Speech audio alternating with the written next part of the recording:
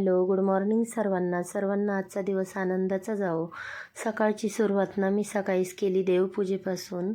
तर आज मी बनवणार आहे आप्पे।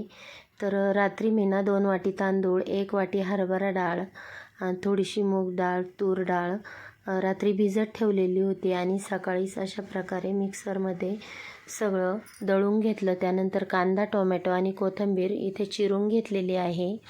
त्यानंतर बनवलेलं जे बॅटर आहे त्यात थोडासा सोडा आणि मीठ टाकून घेतलं। त्यानंतर आता चला आपण गॅस पेटून घेऊया।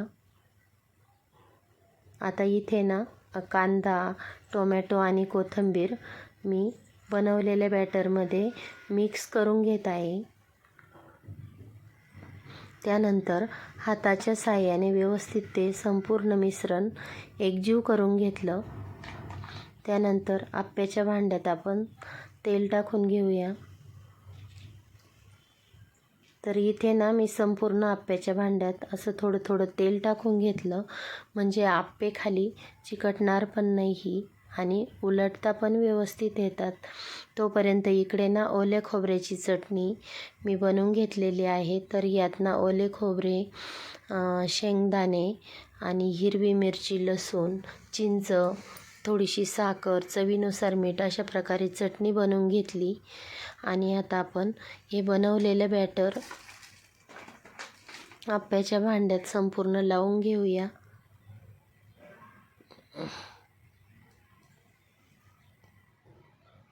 अशा प्रकारे संपूर्ण आप्याचं बॅटर मी भांड्यामध्ये व्यवस्थित भरून घेतलं आणि 10 मिनिटासाठी भांड्यावरती झाकण ठेवलं।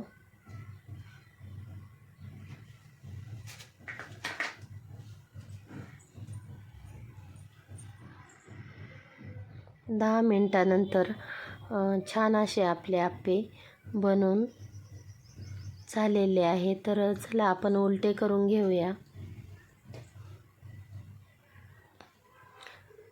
बघू शकता एक पण आप्पा भांड्याला चिटकलेला नाही। तर उलटे केल्यानंतर मी त्याला परत थोडंसं तेल लावून घेतलं